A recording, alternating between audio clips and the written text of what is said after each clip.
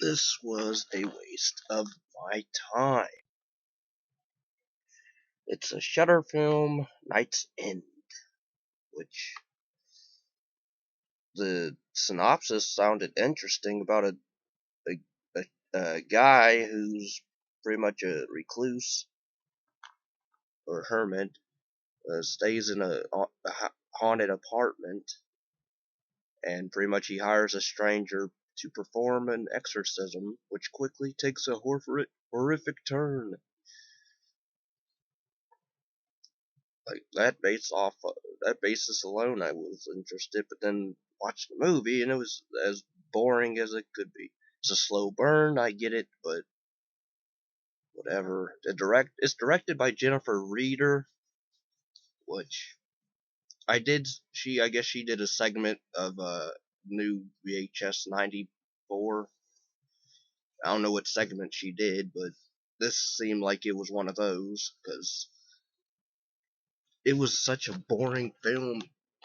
And then even the ending is cliche and dumb, and the character's dumb, pretty much. But also has Michael Shannon in this, but he's more of a supporting cameo than anything character. It stars Gino Walker, who plays Ken Barber, who's the main guy, and he's sort of relatable. Where again, he's like a YouTuber. He's trying to be on YouTube. I guess he gives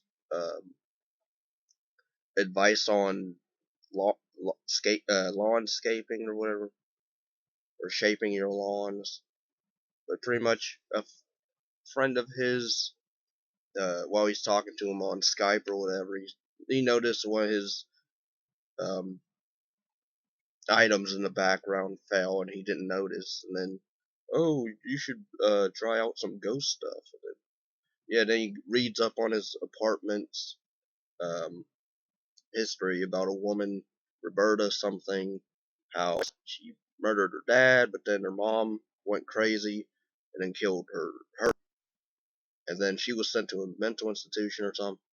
And then this is basically that's why it's the spirit of Roberta, who he thinks it is Roberta, pretty much. But then he contacts the author of this one book of, I guess, spirit capturing, because it's all about the spirit jar thing, ritual thing. But then he contacts that guy who is basically a Doctor Strange ripoff.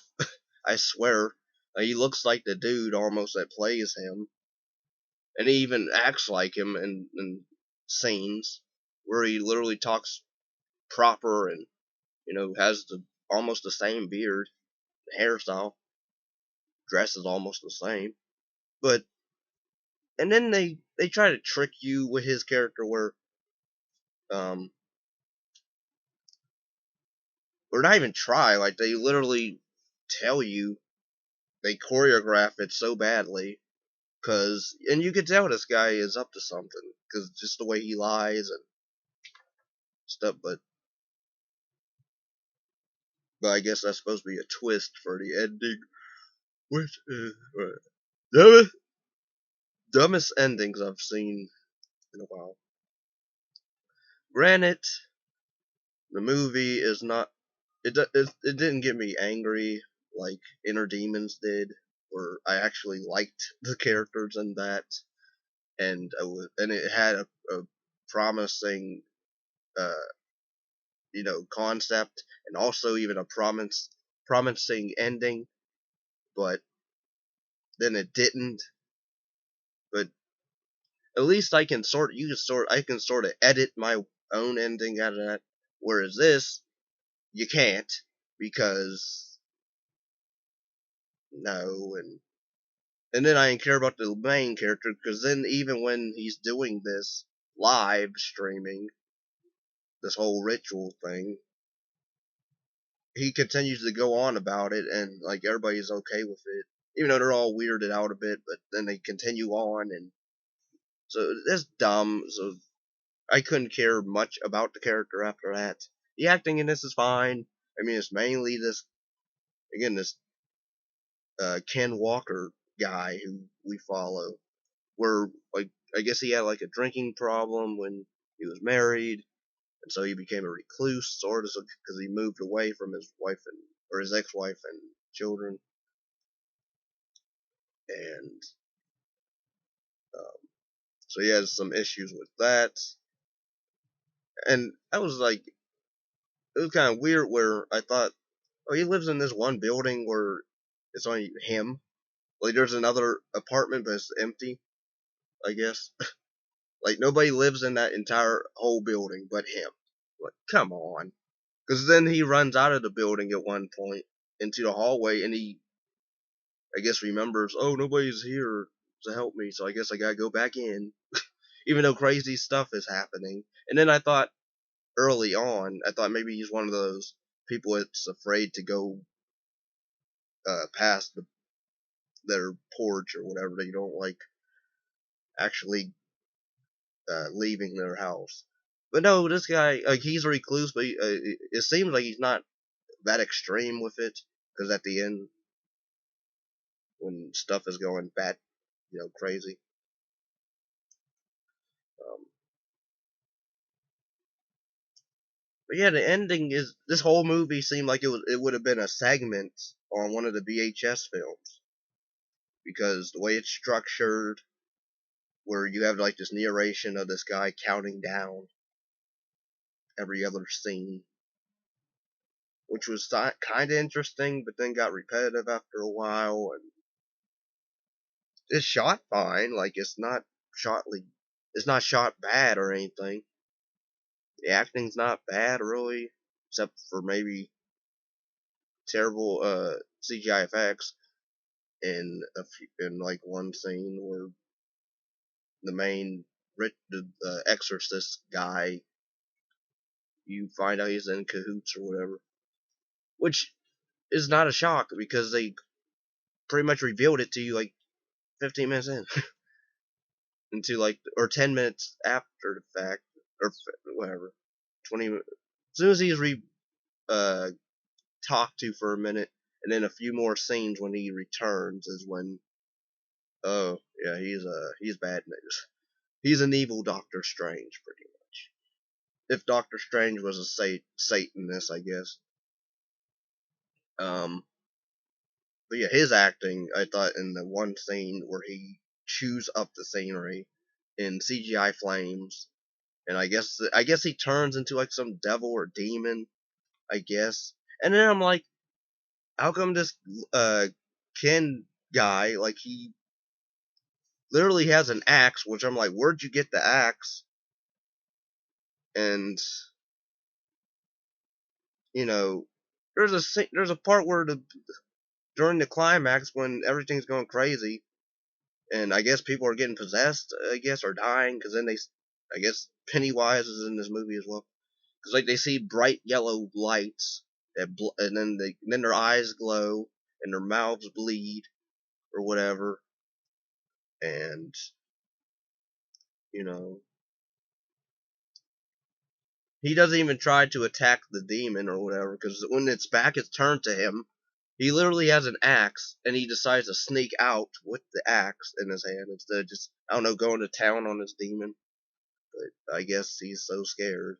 And then he walks out his building, falls to his knees, sees other parts, I guess, of houses or whatever, and they're glowing in yellow light, so to show that, oh, I guess he brought hell on earth, pretty much.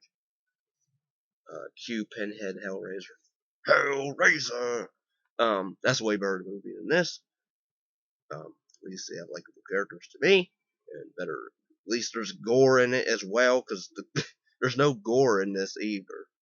Like there's no, the creepy moments are like of like this entity we barely see in like the background, either casually like standing around and then walking past, in the distance, or like there's this one scene I laughed because like it looked like it was just checking up on him. Like he was like studying like this dead bird or whatever on his desk, and the entity in the background is just it peers out a little bit in the background and walks back out of frame. I'm like, wow. Oh, that's nice. The entity was checking in on him. Okay. But yeah, this movie sucked balls. The writer, I thought, did a horrible job. They should have. This should not have been a supernatural film. It should have been a psychological film. I think it would work better. You have the instruments you need right when there. They don't go with that. Instead, it wants to do like this over the top. Oh, uh see we're see everything's going crazy and don't you like it? No, I don't. I don't like it because I thought the look of the demon looked kind of dumb. And then I couldn't buy it because the fact that like the way everything was going on with the stupid dead lights, I'm sorry, golden lights, golden death lights. You know, I wasn't having it. Like, and then and of course the lead character again, continuing on this ritual. Who it seems like this doesn't seem right or feel right, but I guess I'll continue. Even though there's a point where he literally like should stop, but he continues on. So yeah, this movie can go some balls. I don't recommend this film, um, but I wonder because it's all shot in one location. Matter of fact, mention that. It's like this seemed like it was done around a pandemic, possibly. I don't know, but because he's like the only human being that we see on or around. Like we see the people he talks to on Skype or on the computer, but he's never like physically with them, or they never physically come to his house or anything like that. There was this one one creepy moment where the first encounter he has with this demon or ghost, where he gets his door's being banged on, and he goes to open it a little bit, like crack it open, and you see like at first nothing, and then you see like uh, hands come from between the door, and you hear this scream, and I guess that knocked him out. I guess he fell back and hit his head or whatever. That would have been interesting. Where he's, but no. Then the climax is laughable. Um, and yeah, it thinks it's being cool and hip and scary, and it's not at all. So I fault not the actors, I fault the director, and I fault the writer because the way it was trying to be serious throughout most of this film, and then it turns into a comedy sideshow or sideshow act is like what? You had there was promise here, and then whatever, and you ruined it. You ruined your chances of being a decent film, let alone a good film. But yeah, it was boring. The lackluster, silly, dumb ending. Uh, Interesting character at first, but then towards the end it was very stupid. The other characters don't really care much about them. Um, you know, but yeah, if you saw this film, what are your thoughts on it? Do you like it? Do you not? What are your thoughts on the ending, or what do you think they should have done? Please give this video a like. Helps out a lot. And yeah, thanks for watching. Take care and peace out.